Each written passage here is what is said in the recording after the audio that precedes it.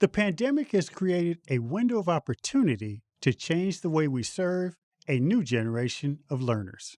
But how can we drive meaningful reforms in U.S. school districts, some of which have been resistant to change? What can we do to introduce curricula that engage students and prepare them for rewarding careers? And what is the secret to building an agile infrastructure that makes change possible? This is what I want to know.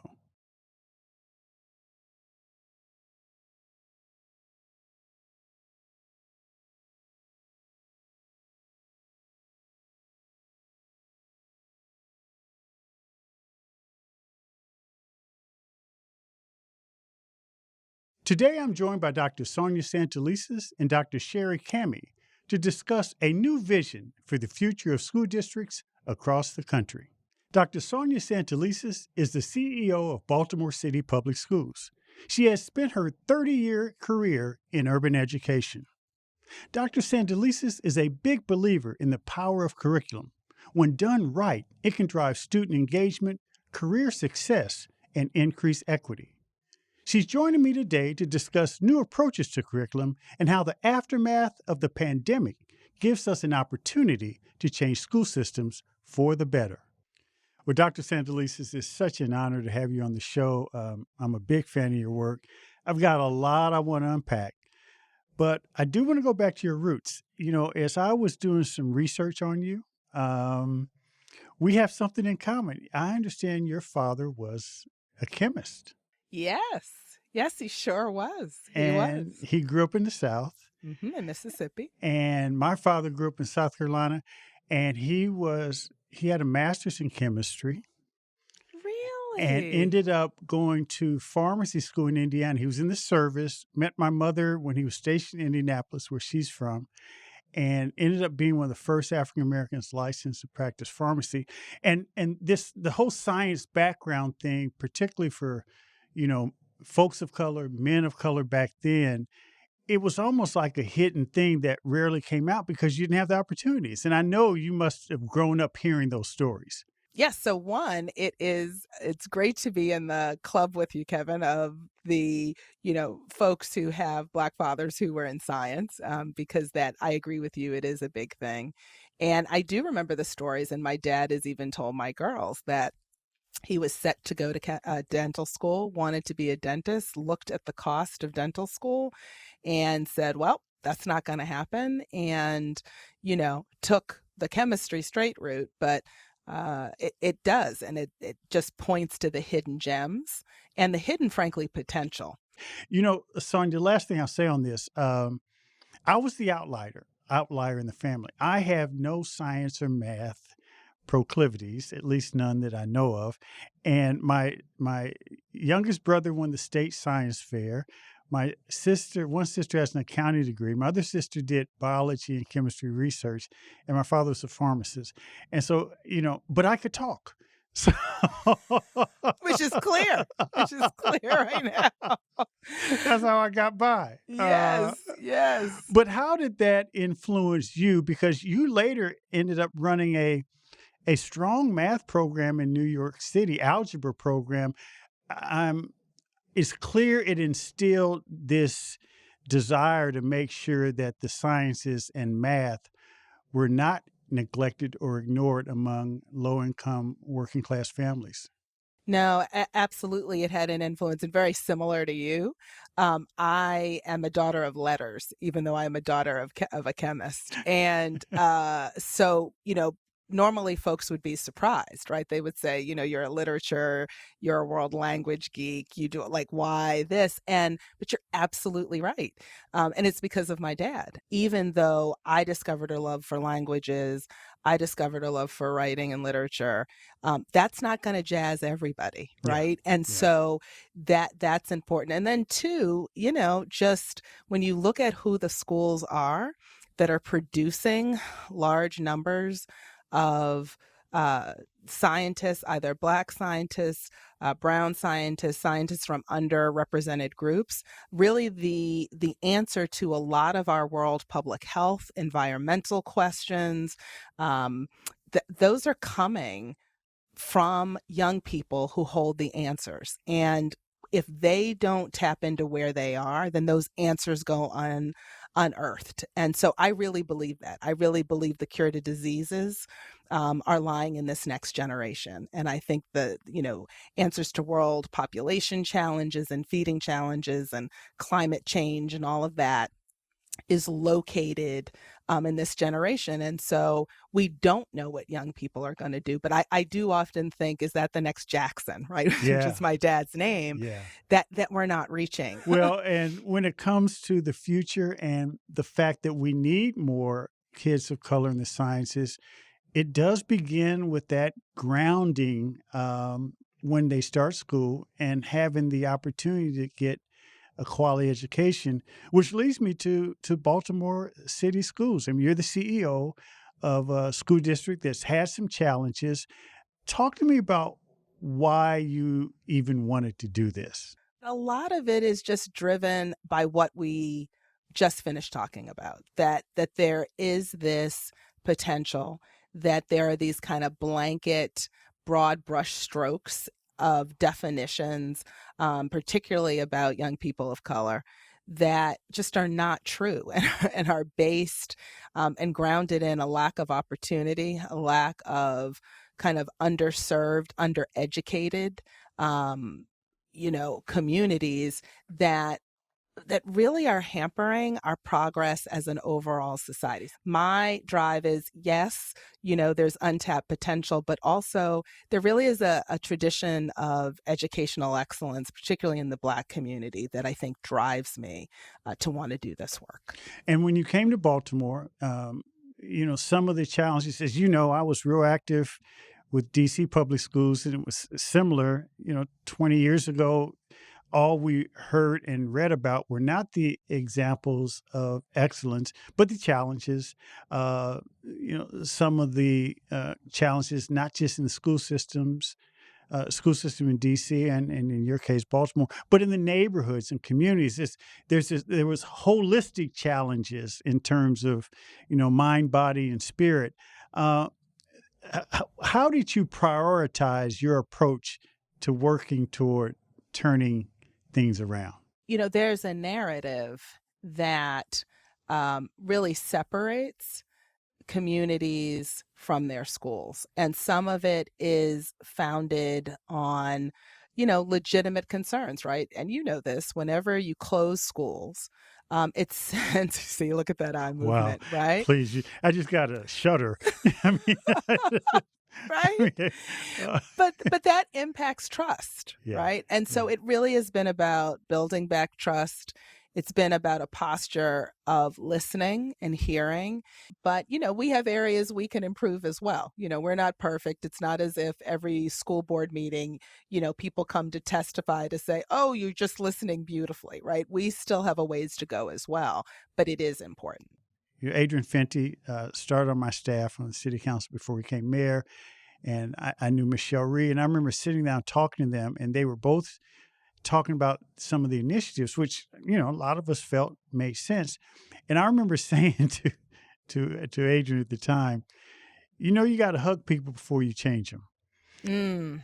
I love that. Because, you can be all the way right and you can be all the way wrong if you're not hugging folks along the way. And people need to feel they're a part of it. And I think they work toward that. But what I'm finding is today, because of the extremism in our politics and extremism in terms of sort of this either or mindset that's in, public life, that either you're with me or against me, there's no in between.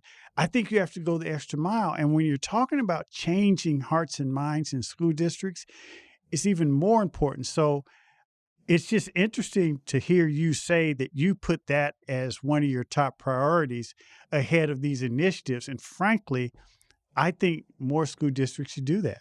You are spot on. What we've been talking about in planning for recovery and planning for all of our young people to be back in schools with staff.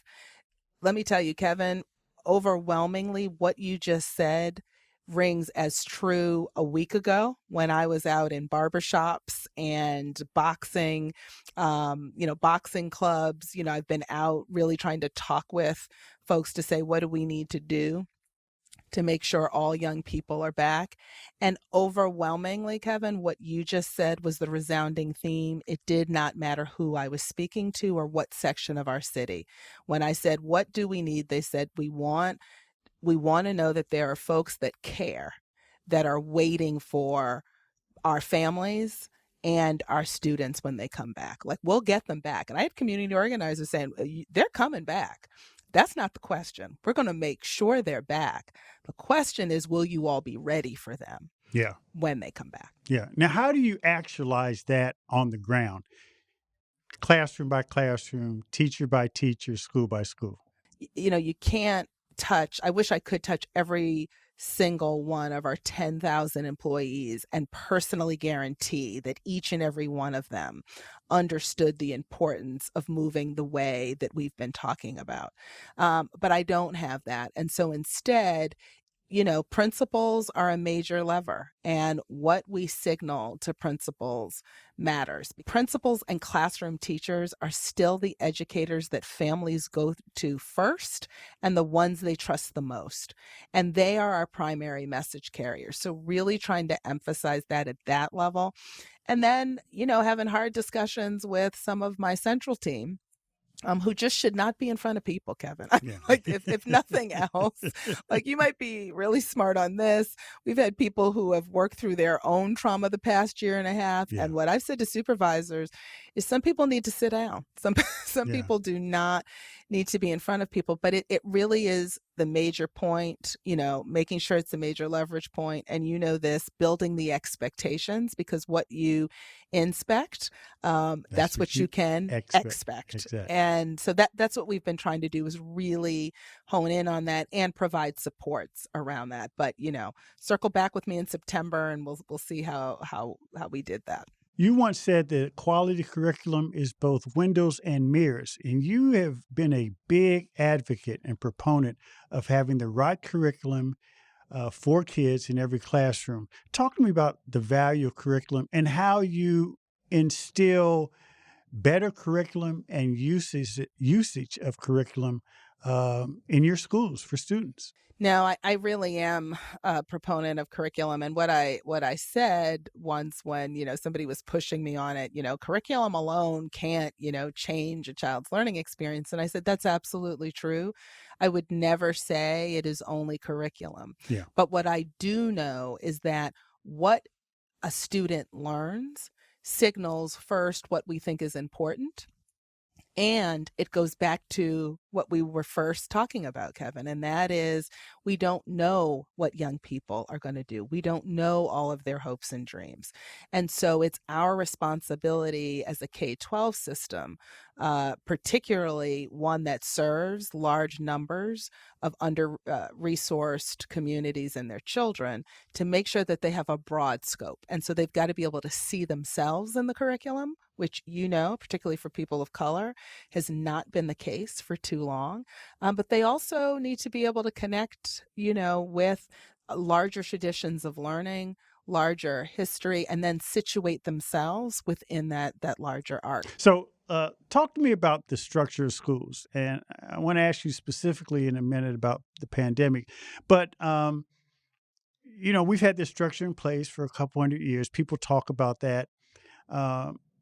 But at the end of the day, isn't it time to kind of revisit the structure of schools and classrooms and school districts? And I know you've talked about how you can change in a way that's more beneficial to students and families. What are your thoughts around just the way schools are structured and how we deliver education services to kids? Some young people actually thrived in this last 18 months in certain areas when we broke down kind of the traditional notions of school. So traditional notions of space, traditional notions of time, traditional notions of how you demonstrate competency in an academic area. kind of separate or siloed from real life, real work applications. So real examples, we had some of our alternative students, some of the students we have been least successful in educating at the high school level, who, I'll never forget, one principal called and said, Dr. S, I have to tell you, some students who never turned in work are now turning in work because they've got this laptop, they submit the assignment, they're real clear that now I don't have to worry about somebody, pulling me aside in a hallway for one minor violation, right? I can submit my work, get it in, and actually go to a job, right? Wow. And still, keep up. Or some students just liked the freedom of that. We had students who did better with the flexibility of being able to go to office hours. So, we had the notion of office hours, as simple as it seems, for fifth graders was not widespread in every school in our district. That caught on like wildfire because of just the virtual space in the pandemic. And then our young people told us and are telling us, particularly again at the high school level, Kevin, that, now that we've been gone for 18 months, never will forget a young lady said to me, with all due respect, miss, I have friends who now have been working for over a year and realize that, they actually don't need to be in school to be making money, right? Yeah. And so how are we going to change the incentive structure, the engagement opportunities? And these are young people that are saying, if you can connect us just to the visibility in the work world sooner, that will actually then make what I'm doing today have more meaning and help me to situate it. So we're really going to be investing some of the federal dollars that are coming in these areas. So this is the last question I want to ask. And it relates to the pandemic. This is what I really want to know. Did the pandemic create an inflection point in education? And if so, what should schools be doing differently to ensure that all kids benefit and learn? Families are saying it's an inflection point for us. It may not be for you all. Yes. For schools, for those of us who are educators, it needs to be an inflection point. And when I talk to the colleagues I most respect sitting in this role like you did, we recognize it as well. We have young people who were sitting at home. I shouldn't say sitting at home. They were incarcerated, who, because of laptops and virtual classes, Kevin, were enrolled in University of Baltimore classes, being incarcerated, and would tell me this is the first time in 12 plus years of schooling in Baltimore City that I finally feel engaged and invested in a real class. I don't feel like it's being dumbed down. And so we need to heed like what our public, what our customers, and even what our teachers are telling us. So it is an inflection point. I hope we heed it as a field. I hope we don't think we're going back to whatever that normal was, and we finally make some serious gains and coverage of ground in really reducing some of the opportunity gaps that have existed in our field. Student-centered, personalized learning. This is an opportunity, and it's folks like you who are going to get us there. Dr. Sonja Santelises, you are a jewel. Keep doing what you're doing, and thanks for joining us. Thank you, Kevin. It's always good to see you. Okay. Take care. You too.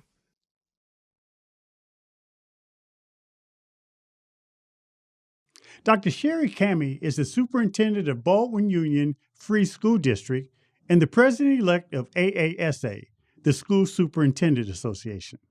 She started her career teaching in New York City, and her experience includes nearly 20 years in public school administration. Dr. Cammy is well known for her innovative, student-centered approach to education. Under her leadership, Baldwin's graduation rate has increased to 97%. She has been recognized by Ed Week as a leader to learn from and by the National School Public Relations Association as a new superintendent to watch. Dr. Cammy, thank you so much for joining us. I really appreciate you coming on to the show. You're very welcome. I'm excited to be here. So I've read a lot about you, and you've had an incredible career. And I want to go back because I like our viewers and listeners to understand what motivates educators. You started as a teacher in New York City, and what was that like when you really started out? So I started out as a teacher in New York City, frighteningly back in the 80s. I will say that my expectations as a teacher going back then, as my expectations are now, have not changed. Um, I spent time. I spent time in private industry, and I think that's an important context as well. I've been in and out of public education for my entire career. I've spent time in public education as a teacher and as an administrator, but I've also spent time in private industry, mostly in the educational technology world. I've also lived overseas, working at the university level. So it's not a conventional path by any stretch of the imagination, but I think that gives me a different perspective than many educators. What drives you to keep that going? You said your approach hasn't changed in all these years. A lot of people get burned out. A lot of people move on. How do you keep it going? I would say that the drive really comes from two things. It comes from my experience as a student, as a kid. I would describe my experience as fine. Um, I was not the smartest kid in my class, and I was certainly not the smartest kid in my school. And when I started my doctoral program, I finally figured out why. And my children, my own children, had a good experience in school. But I would say to you that two of the saddest days of my life were days that I had to teach my own children how to play the game of school. And by that, I mean their strengths of critical thinking and problem solving and digging deeper were not strengths that were appreciated or I don't want to say valued, but they weren't appreciated and they weren't nourished. And the idea that standardized tests and multiple choice tests measure success is such a limited view that we have to change that. If this past year and a half does not prove that, I do not know what will prove that. Which leads me to talk about your new role as the leader of AASA, which is the Superintendent's Association. And for those who are listening, there are 13,000 school districts or more in the country, right around 13,000, maybe a little bit more.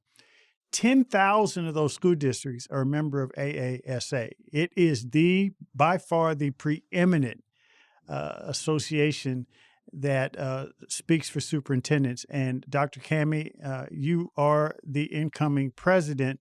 You mentioned the standardized test. You know, the way we've gone about it, it's not really good for kids in terms of their future. I could not agree with you more.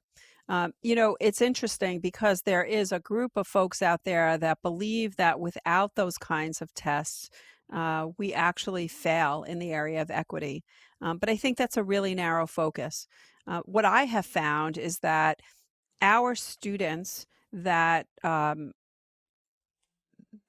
on paper do not excel, they don't excel because of the way they are assessed. And when you broaden the way that you look at student achievement, you open up the opportunities for every other child. And so what I hope will become a national conversation is really twofold. One is that we need to be more innovative in the way we approach education. We need to think about the experience in school and out of school. We need to broaden the opportunities for students. We talk about equity, and equity has a lot of different definitions. For me, equity is all about opportunity and creating opportunities for students. And those opportunities are going to be different for every student. So to be able to consider creating multiple opportunities so that regardless of who you are as a young learner, there is a place for you to be successful. Yeah. And as you mentioned, critical thinking, problem solving, skill development, being able to work in a group with peers. Those are things that are different from the robotic multiple choice check a box. How do we get there? How do we get more and more school leaders to embrace approaches that highlight those characteristics? So I think the first two places that we need to start is in our state education departments, because they dictate policy, and policy dictates the assessments and the accountability. And we need them to think differently about how they judge how well we're doing. You know that teachers are very proud of the work they do, and they are going to make sure that they are successful. And if the way that their success is measured is by standardized tests, then they are going to make sure their kids do well by standardized tests. The question is, what do standardized tests actually measure? And they certainly do not measure the ability of a student to be an engineer. They don't measure a student's ability to develop relationships or to communicate effectively.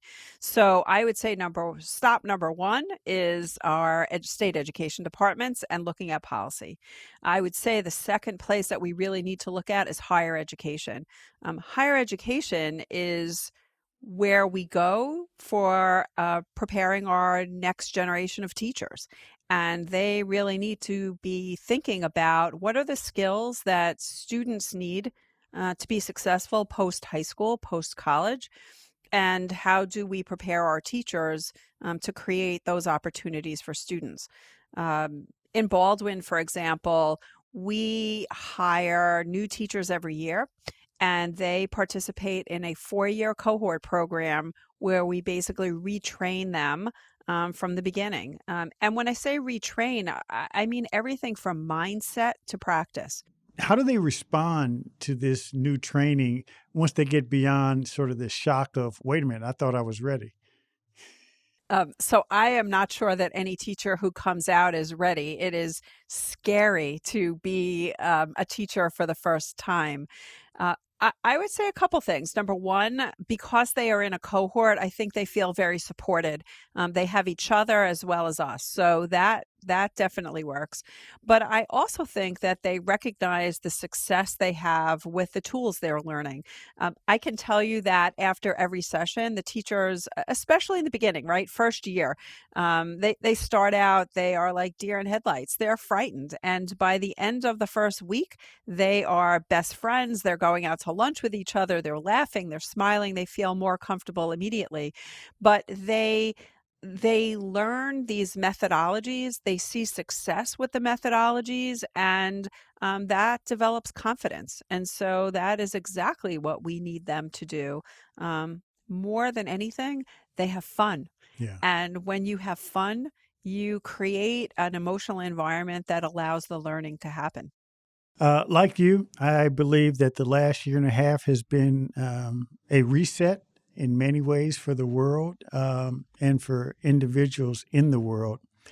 How's this reset going to impact education? I hope that there are several areas that have become common practice. So the first is the way we use technology. For many years, we figured out how to fit technology in the way we taught. And I will tell you that does not work. Instead, what we really needed to do, and I think we have finally not only figured it out, but I think we've put it in practice, is technology offers to us a different way of doing things. Technology is a great platform for collaborating. Technology is a great platform for creative thinking and for conjecturing. And so I think and I actually do believe that the way we use technology will stick. So that's a good thing. You haven't run away from innovation. You haven't run away from doing things differently in your district. You've run to the lion, and I think many people feel that's why you'll be a great leader at AASA. But how do you counsel your colleagues to overcome the fear of innovation, the fear of doing it differently? I am not here to prepare my students for my past. I am here to prepare them for their future. If we are not proactive in the way that we work with our students, then what exactly are we preparing them for? It is about being communicative with your public. It's about having a vision. It is about developing partnerships with universities and with businesses. Because first you have to understand what future they're walking into. And then you need to plan for that future. Is our current structure, the classroom setting, the setup of schools, the organization, the school district hierarchy, is it built for the future? And if not, how would you change it? What I would love to see and I believe that the latest initiative with AASA, with the Learning 2025 report that has just come out, I think that we need to identify those districts that are doing really innovative work. I don't mean good work, because there's a lot of districts doing really, really good work. It's all in your definition of good, right? But if you're thinking futuristic, you're thinking of learning toward the future, identify the districts that are doing that, fund them fully, and make them the examples for everybody else, because it's really hard to think of a new idea. And it's really hard when you're in the middle of doing management stuff all the time to plan for the future. So, my hope going forward is that those districts that are doing really good work are exemplified and are spotlighted so that we can all learn from them. So this is the last question. This is what I really want to know. Since I've given you some tongue twisters here, as a superintendent of your district, how do you measure success? My measurement of success, in many respects, is simple.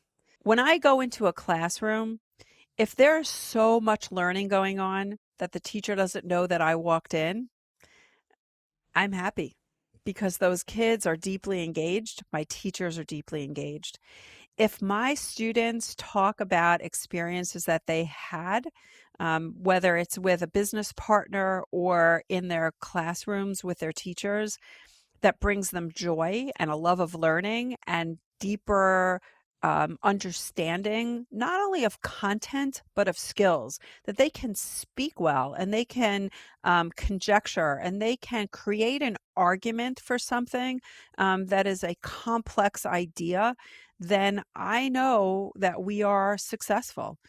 So the short answer to your question is I want my students to wake up every morning, push their parents out of the way and say, Mom, Dad, I need to get to school today because I'm excited for the most amazing day ahead of me. Then I know we're successful. Dr. Shari Camhi, I love the way you think. And I appreciate you joining the show. You keep doing what you're doing for the kids. Thank you. Thanks for spreading the word. I appreciate it.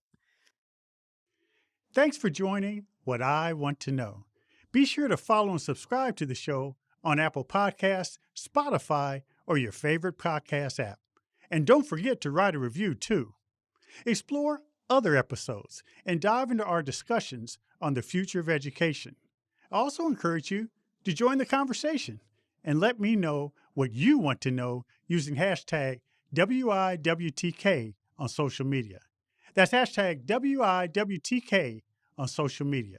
For more information on Stride, visit stridelearning.com. I'm your host, Kevin P. Chavis. Thank you for joining What I Want to Know.